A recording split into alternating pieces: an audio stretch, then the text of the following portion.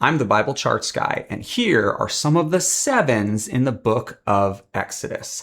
7, 7, 7, 7, 7, 7. 6 groups of 7 laws each in Exodus 21 to 23.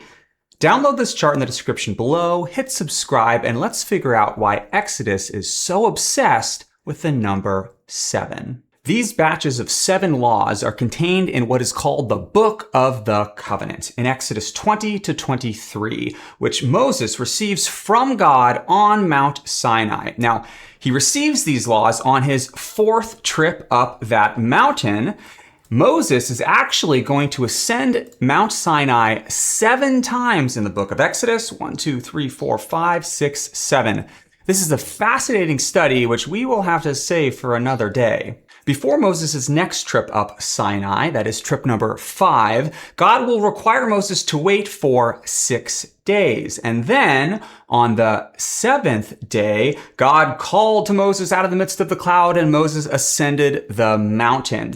And he's going to be up there for 40 days. And during this time, here on trip number 5, Moses will receive from God the instructions for building the tabernacle. And these instructions, this is fascinating, come in 7 packets or 7 words from God. 7 times here in Exodus 25 to 31, God will say, "The Lord said to Moses."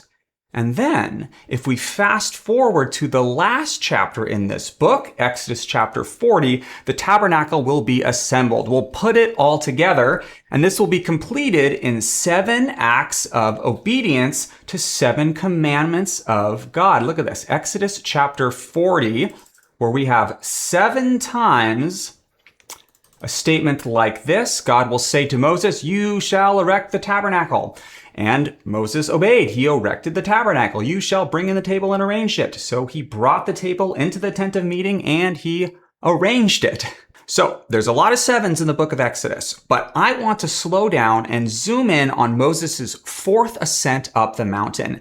This is when he receives the Book of the Covenant from God, a collection of 42 laws, or 6 packets of 7 laws each. This is Israel's first large cluster of laws, occurring shortly after the 10 Commandments in the first half of chapter 20. Now, these chapters are very important, and they have an incredibly deliberate design and structure. The laws themselves are bracketed by an introduction and a conclusion.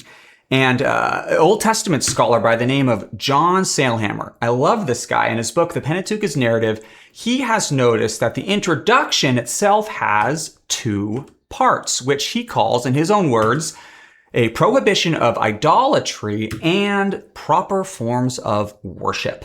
But why does this matter? Well, because the conclusion is going to utilize the exact same 2 guiding principles of idolatry and worship.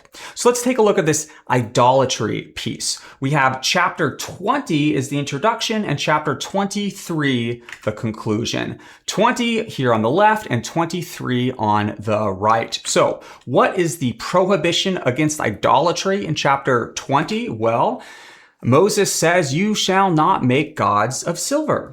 And then again in chapter 23, "You shall make no mention of the names of other gods." But these negative statements are followed by a positive description of proper worship. So what's the proper worship here in chapter 20?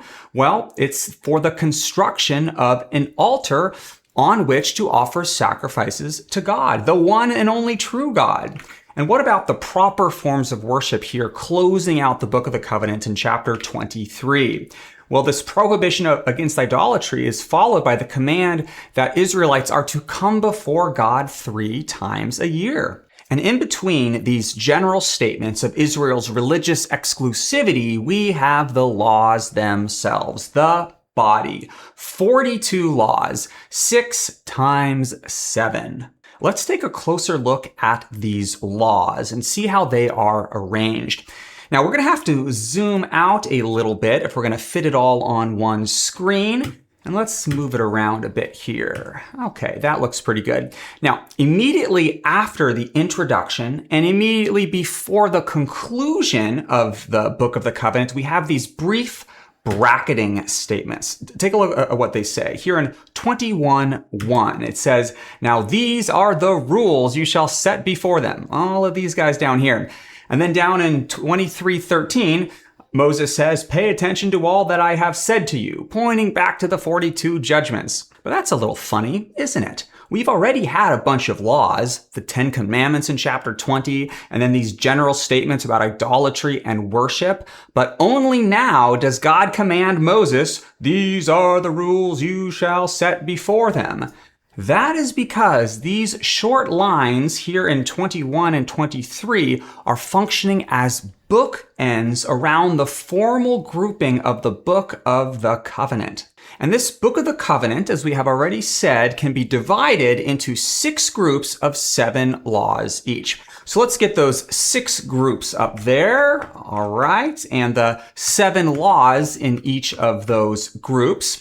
Now, the Old Testament scholar John Sailhammer, he suggests that perhaps the reason for this is that it functions in a symbolic way, where we have 7 perfect laws for each of Israel's 6 days of work. Now, note how the entire collection is going to end with day 7, a Sabbath day of rest, Law 42. But what is the function of these 42 laws in the larger unfolding narrative of Israel at Sinai?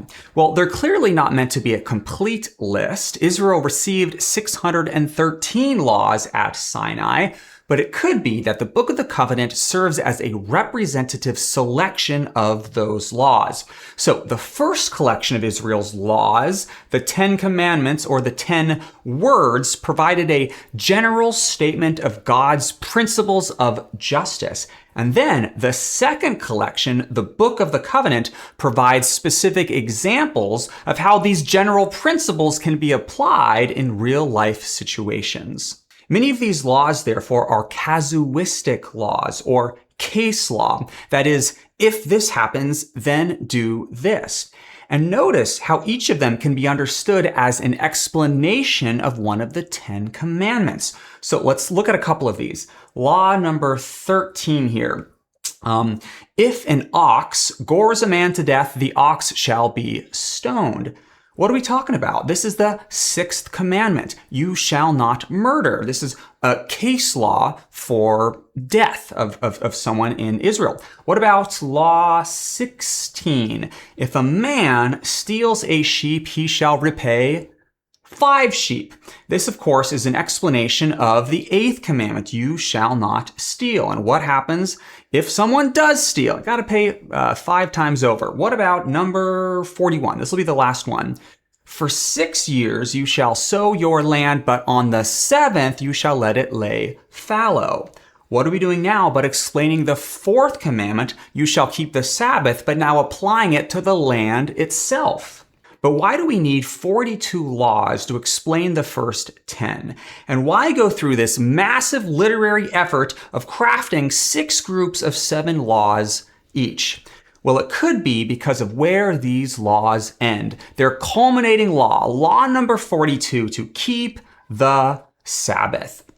By creating 6 distinct blocks, culminating in a 7th day of rest, the author has structurally transformed this law code into a literary creation week. Living out these 42 laws isn't just about civic order. It is about the formation of the nation of Israel as an act of new creation. God, He is bringing about order in the midst of a chaotic wilderness, and He's doing so on a cosmic mountain where He will establish His Eden presence in the tabernacle. This is structural genius at its finest. Another book whose structural genius is obsessed with the number 7 is the Gospel of John. If you want to see how the 7 signs of Jesus are the key to the purpose and message of the whole book, you should check out this next video.